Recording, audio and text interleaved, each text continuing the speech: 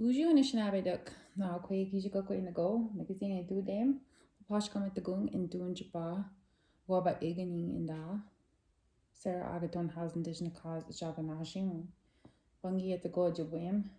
So the rest I'll proceed in English mostly. Bonjour, fellow Anishinaabe. My name is Sarah Agaton Howes in English. Na kwe kijiko is my Anishinaabe name.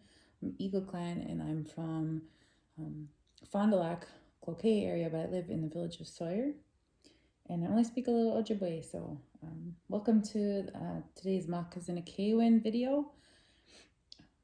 I work a lot on developing community artists and cultural art in our community. I feel really strongly that's important to help people build the tools they have to be able to do the art of our grandmothers. I didn't grow up making these kind of cultural arts, but I grew up here on Fond du Lac Reservation, and I feel really strongly that this is part of what our generation is supposed to be doing. So I'm really grateful to have learned from so many amazing mentors.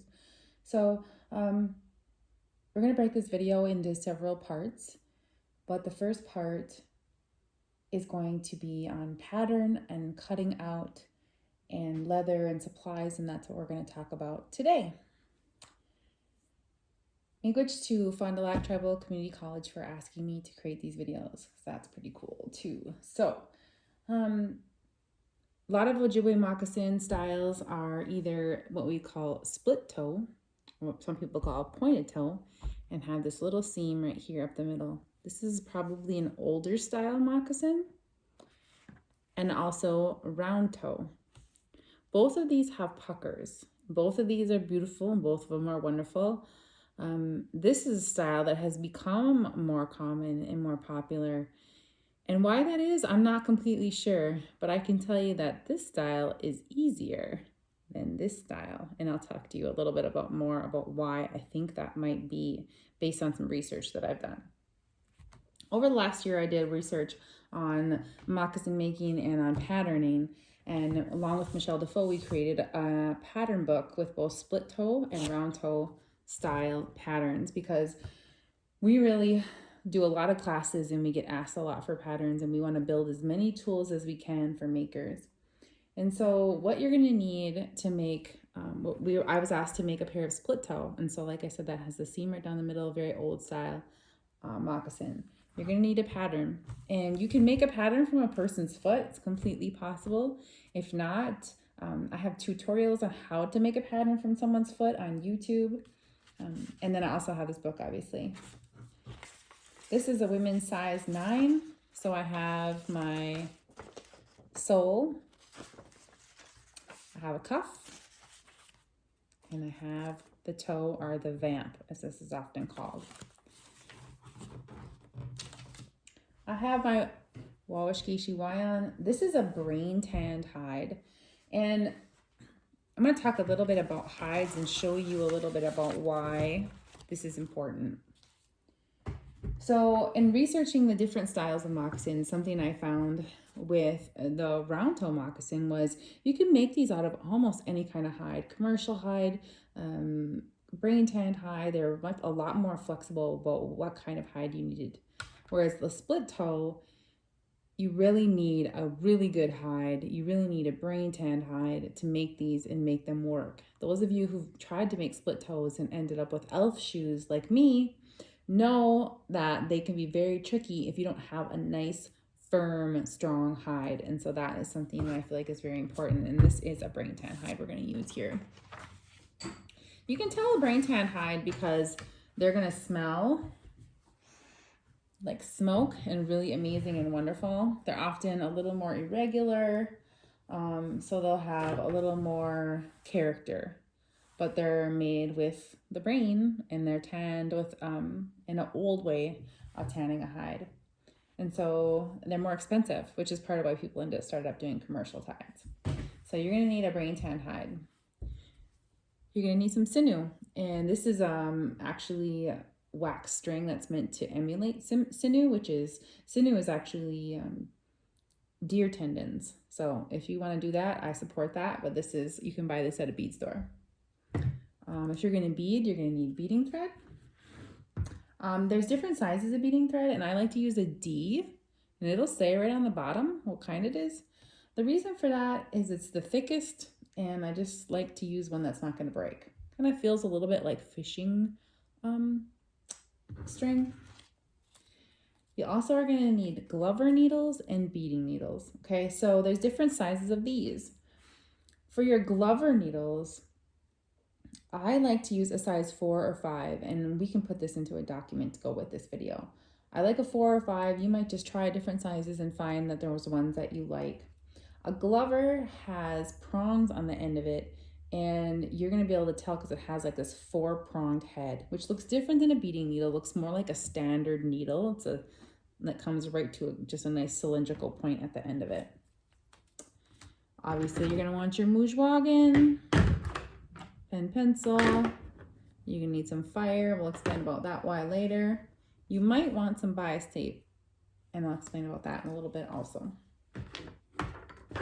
So we're going to go ahead and cut out our size 9 women's moccasin. Now, when I'm looking at a hide and when I'm getting ready to cut out a hide, I want to really look at whatever side I want to show. And it's up to you if you want to show this side or this side. Now, this side is a little cleaner, so you might choose to pick that side.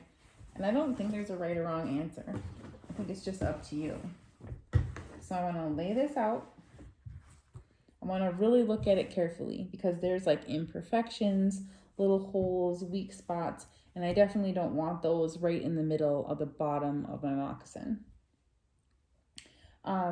There's also a stretch to leather, and you want to pull that and feel where the stretch is. And sometimes it's a little hard to tell, but you want the stretch of your hide to be the width of your moccasin. So you want the stretch to go this way. The reason for that is you don't want your moccasin the first time it gets wet to grow on you. So you don't want your moccasin to get longer the first time you walk on it in the dew. And most importantly, probably, is you want them both to be stretching the same way. So you wouldn't want to cut one this way and then turn it and cut one that way. This really only applies for the bottom piece because your vamp and your cuff, it's not going to have that much stretch and pull, so that's not quite as important. But I learned the hard way, like I do with most things, that you really want to make sure you have the stretch the right way. And so again, this stretch is the width of your moccasin. And if you can't tell, now I'm feeling this is the stretch here. So I'm going to go ahead and look for holes and stuff and get a nice, really nice piece. We want to use the hide as judiciously as possible, but getting the best looking pieces we can. So because I'm going to be able to cut my tops out of here, I'm going to go ahead and put this right here. I use a pen, draw right on there. This is such a beautiful hide. Oh my gosh. Auntie Roxanne knows how to pick a hide, let me tell you.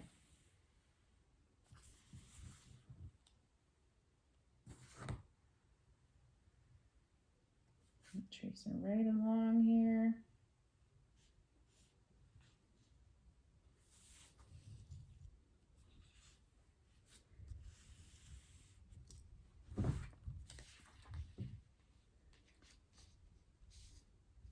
Maybe I'll ramble a little bit while we're going. I like to line it right up next to it, partly because that saves me cutting, right? So I'm just going to line that up, and then I can just follow that line.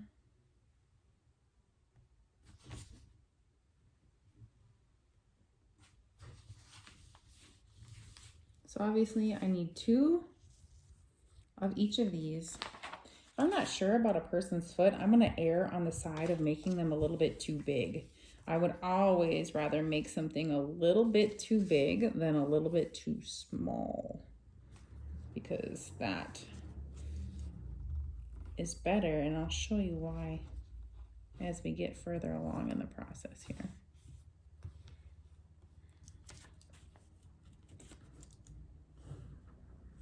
All right, got my 2 tops. So I got 2 tops, 2 bottoms. Now I'm going to do 2 cuffs.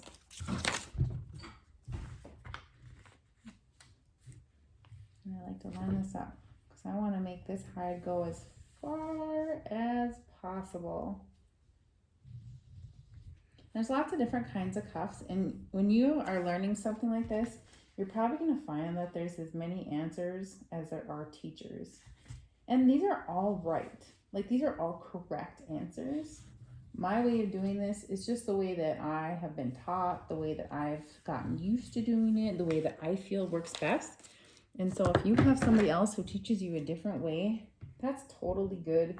And I say, go for it. Don't, there's no one right way to do stuff with this kind of thing. Ideally, you know, all of us would have had our grandmas teaching us this stuff, but most of our grandmas went to boarding school. So we're cobbling together a life from what's left, right?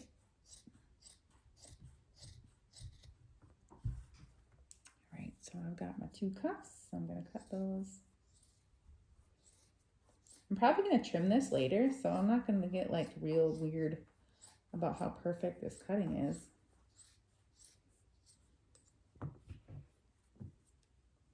There's 1 cuff.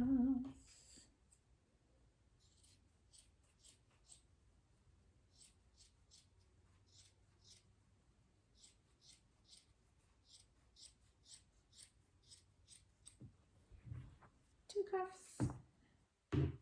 I'm also going to need some string, but we can come back to that later. String just to tie the moccasin.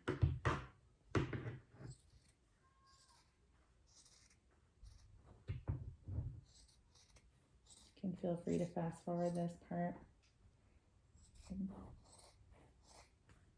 because obviously you all know how to cut stuff.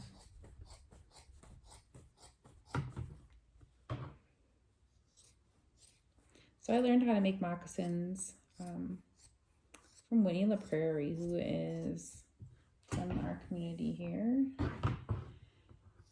And then also from Wendy and Karen Savage, who are also from Fond du Lac. Fond du Lac has a lot of amazing artists, actually. And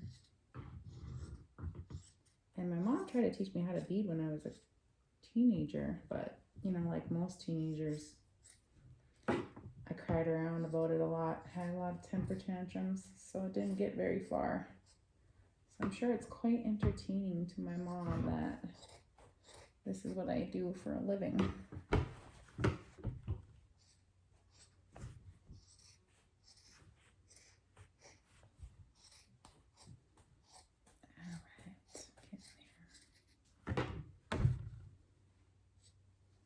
We started out with doing a lot of custom regalia and moccasins and beadwork for folks, and quickly what I could do, what I had the time for, was not enough.